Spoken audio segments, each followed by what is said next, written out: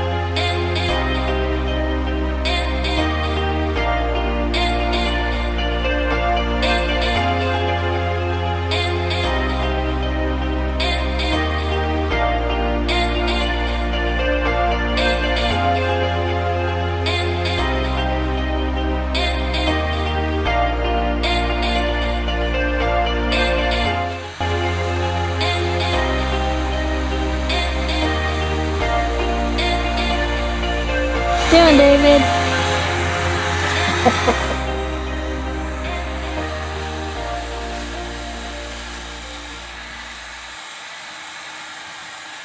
Bit by bit, we are getting the boat cleaned up and ready to get underway. This morning we're out on the dock. We changed out the registration numbers on the boat. Got all the old numbers off. And we pulled the anchor chain out. And Lori is in the process of painting the ends. So when we're letting anchor chain out, we have marks for reference to know how much chain we're letting out. 25 feet. 25 feet.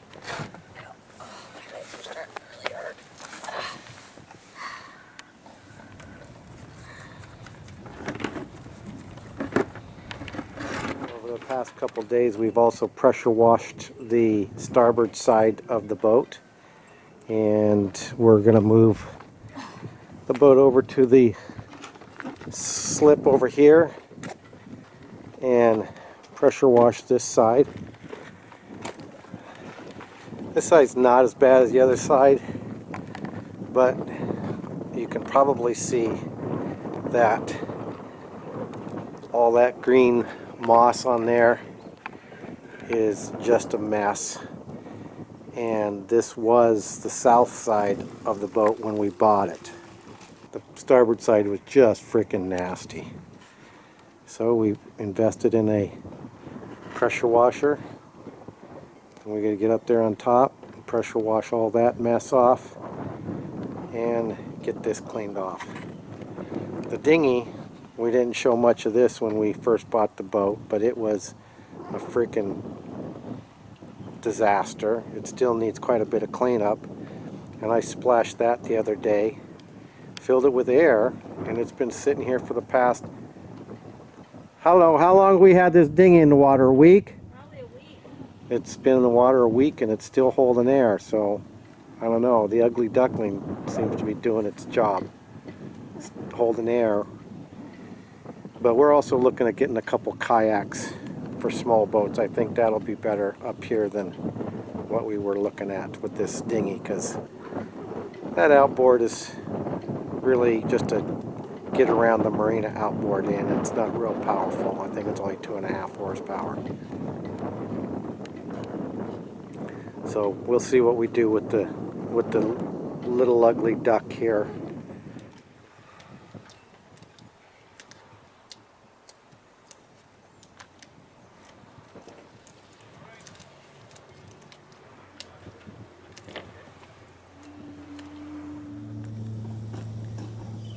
So this is the top of the flybridge cover, and this whole area was covered with the moss and I don't know, they call it lycra or whatever. So we're pressure washing this. The roof of the sun deck was pretty nasty, but not nearly like this and along like that. This is what happens when your boat sits in the Pacific Northwest, not taken care of for a couple of years. Who knows when the last time this flybridge cover was washed. Anyhow, it's a nice day out here in our little marina, and this is our little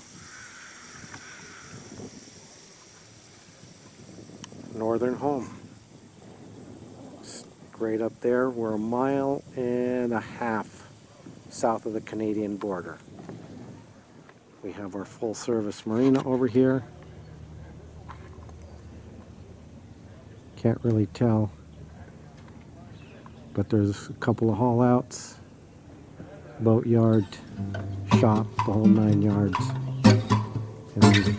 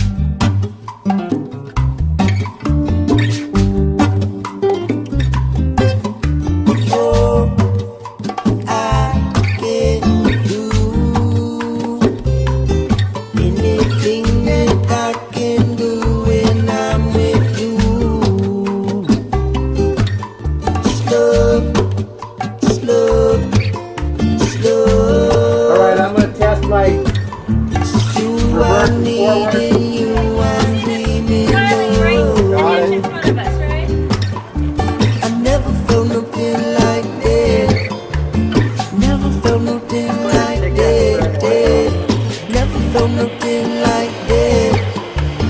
Never felt nothing like that. Anywhere I go, choose. Okay, now the bow line. Anywhere I go, I choose to be with you. Anywhere I choose. And then the spring line. Go. Anywhere I choose, I go, but not alone. Let me know when you're clear. Clear. All right, all lines aboard. All lines aboard. All right. Have a good trip. Thank you, sir. When we get back. Yeah, should be here next week. I'll be gone Monday, Tuesday.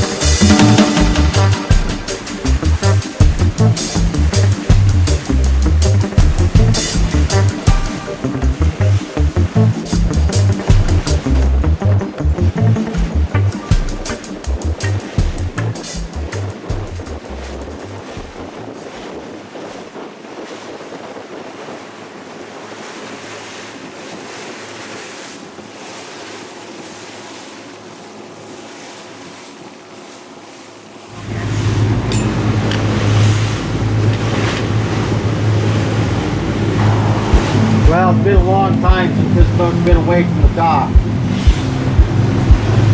and run more than a few minutes at a time.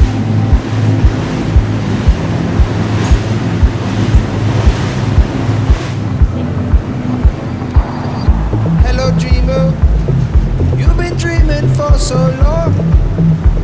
Captain Lori Now you're waking. got her foot on the wheel, You're still waiting for the sun to come keeping a along. sharp watch out. All your fantasies pointed at Any idea where you're going, can't Cap? see. You're catching yourself Okay, when good you answer. want to be free. Tell me, what do you want? You want to say What anything do to your you fans? need to see?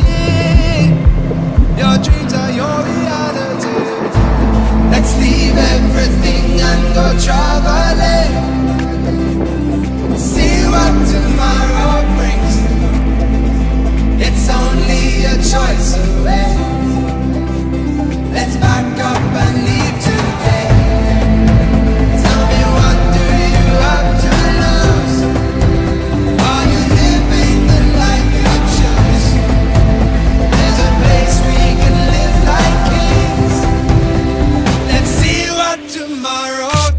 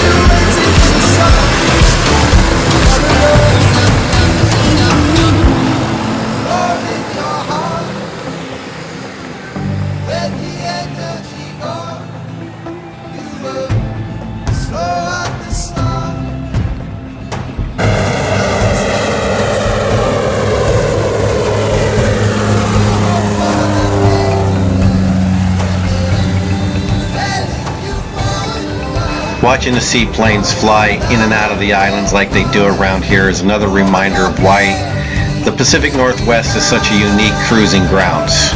We're very happy that we've made this decision to make the Pacific Northwest our summer cruising grounds and keep the Double D down in Mexico where she sits and waits for us until we get back down there this fall. Right now we're going to close things up and we're going to head back down to California here in a few days, refill the sailing kitty and be back up here probably in August. By that time the fishing season will be back up and running. Crab season should be going on strong and we're very, very eager to get involved and do some more cruising. We will keep you posted on the boat's Facebook page, letting you know where we are, what our plans are. In the meantime, it's summertime. Get out there, have a great time, and we will talk to you later.